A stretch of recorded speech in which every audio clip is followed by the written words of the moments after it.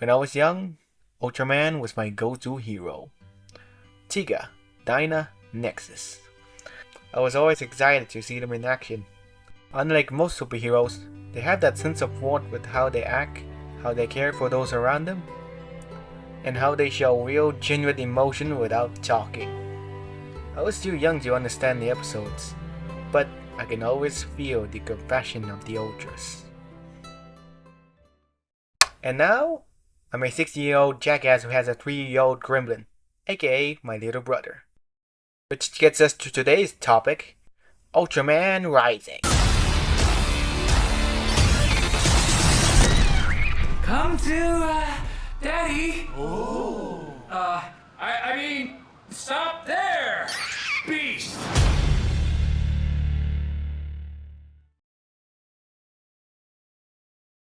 Ultraman Rising is the newest Western adaptation of the Ultra series for the screen since Ultraman Powered, and is about Ken Sato, a hotshot baseball player and the current Ultraman who is suddenly thrust into parenthood when he rescued a baby kaiju named Emmy, an adorable kaiju who is also a little gremlin. The film was directed by Shannon Tyndall and came from an original idea way back when he was working on Foster's Home for Imaginary Friends in the 2000s. It originally had a Gatchaman style hero before it was developed into an Ultraman project when it was brought to Netflix. I recognize Tyndall for being the guy who came up with the story for Laika's Kubo and the Two Strings, a film that I watched several years ago and I highly recommend it, so I had high hopes for Ultraman Rising when it was announced. And I was not let down. The film is bloody fantastic. Great characters, great animation, great emotional value, and definitely one of my favorite animated movies of all time. The film is made with love, with a bunch of references for longtime Ultraman fans, and yet it manages to be its own thing. It's absolutely a great entry point for the Ultra series, a gateway to a wonderful universe created by Tsuburaya. But I'm not here to recap the entire movie. I don't want to, but I'm here to talk about the whole theme of this movie: growing up and taking responsibility.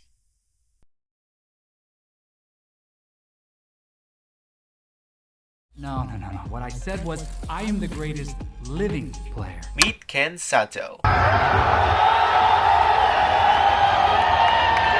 famous Japanese baseball player who came back to his homeland to play for the Giants. Despite having a successful career in America, he's your bona fide jackass. Being cocky, check.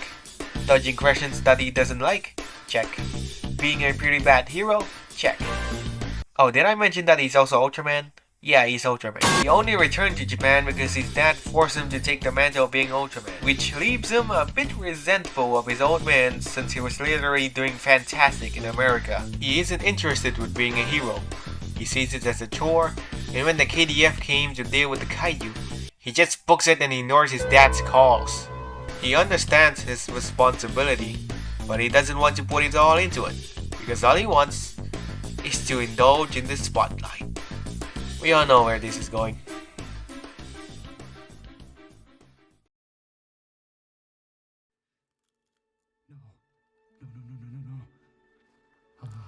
No.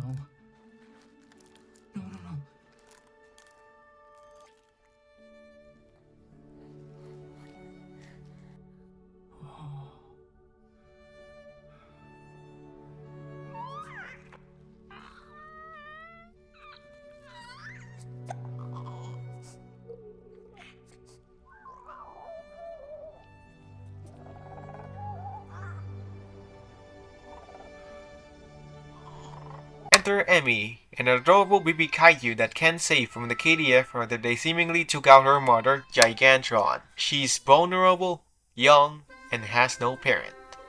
Except Ken. She sees him as her parent because she imprinted on him. Due to this, Mina tells Ken that he needs to take care of her. Of course, he doesn't want this, he wants to work on his career. But Mina tells him that this baby is possibly the last of her kind, and whether he likes it or not, she needs a parent. Thus, like a falling glass of powdered milk, responsibility has landed on Ken's hands and he's now a parent, with him taking care of Emmy and working on his career. And that leads to a lot of stress.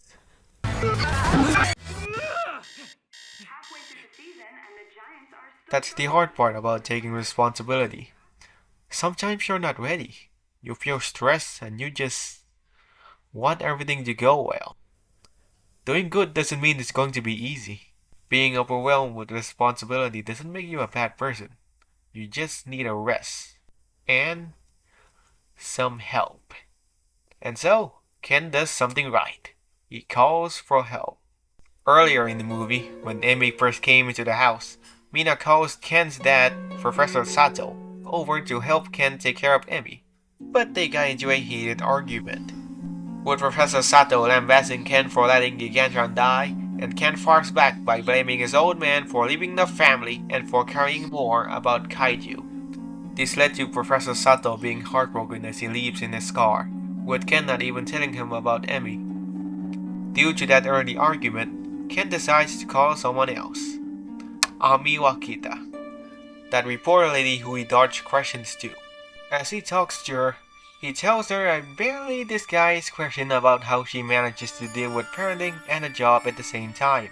Because we know he absolutely does not want a scandal about a secret child. Ami, sensing the sincerity in his voice, tells him what she learned throughout her life dealing with those things.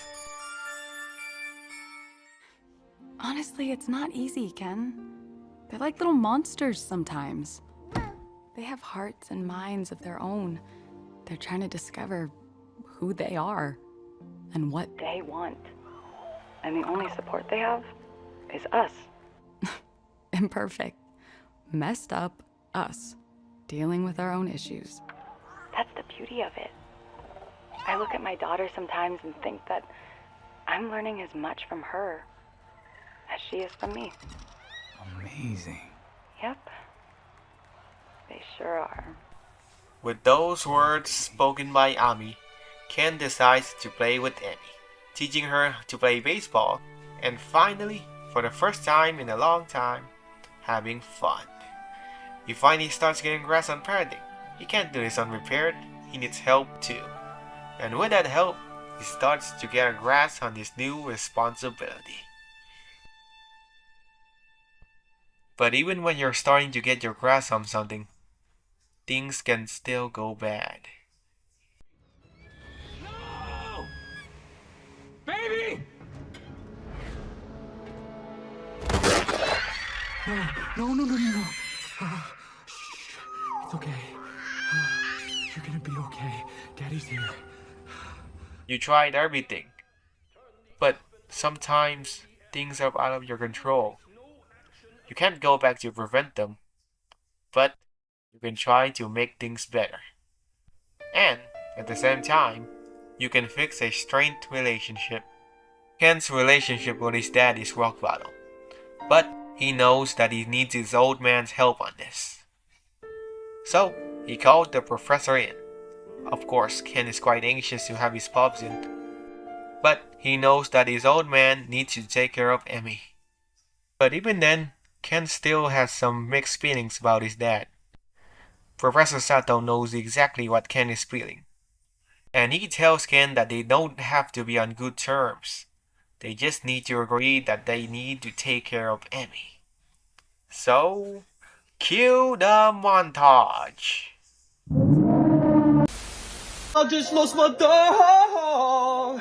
And my brother taught me how to chase the bag. Get right in the field, I had to make a As they take care of Emi, all three get closer and closer together. Ken gets attached to Emi more, and Ken and his pops rekindle their relationship. During a trip to a family cabin to look back at the past and to give Emi a chance to play outside, Ken and Professor Sato finally have time to have a heart-to-heart. Dad? Did you ever worry that your power wasn't enough? Every single day. I know it wasn't easy, Kenji. Moving away, building a new life, and now this. Your mother and I spent our lives juggling, trying to bridge the gap between us and the kaiju, trying to raise you. Being Ultraman isn't about fighting. It's about heart. Using your power to bring balance. What you're doing now with Emi. We've accomplished what we never could. Professor Sato gave Ken the best advice and wisdom he could, and those were the wisdom Ken needed to grow into a more mature adult. They weren't perfect wisdom, but they were good enough, and everything Ken learned came in handy in the final fight. For a long-time Ultraman fan, this film really hits the mark. I was carefree back in the day, couldn't care less about responsibility, and I just wanna see Hatsune Miku with Zophie. I remember the times me and my pals in elementary pretended to be Ultraman and Godzilla, always doing those mock fights, and how we had a good time. And now, I've grown up, it's been years since those memories, and I got something called a little brother. Second little brother actually. And he is a gremlin, alright. Wants me to watch videos with him, pull me back to the living room to turn on Baby Shark, and wanting to escape the house when it's goddamn raining. Amy is by far the most realistic depiction of a toddler I've ever seen, even though she's not a human. Look at those faces. No Coco Melon crap over here, folks. Those are faces a toddler would make. That grin where they know they did something irritating. That smile when they see someone they love. The whimpering when things don't go their way. It's literally perfect. The film shows that toddlers have their own personalities. They can take an interest in something even when they're still young, and showing that they're not just dumb and innocent, alright? And I know that because, you get the point, I have a little brother. The film really is an example of a franchise growing up with its fanbase while keeping its core values, showing us old fans a story that hits us hard with themes of growing up while giving new fans a fresh taste of the Ultra series. What's refreshing is that this movie presents its message in a mature way. The film tells us that responsibility is important, but it acknowledges that it can be overwhelming. Usually, movies and TV tells us that we should always take responsibility because it's the right thing to do. But they would neglect the fact that maybe someone is not ready yet to take those responsibilities. Ultraman Rising masterfully addresses those concerns, telling us that it's okay to feel overwhelmed. And if you can't take it, you can always call for help. Shannon Tindall, you made an absolutely fantastic film. I cannot stress it enough. A film for fans old and new, and a gateway to a marvelous franchise. A film with a fantastic message that appeals to everyone, no matter their age. And I wish you good luck in your future endeavors. And this concludes the video. Just to shamelessly plug, I have my own YouTube channel, link in the description. I have one video about SpongeBob and I'll probably upload new videos soon.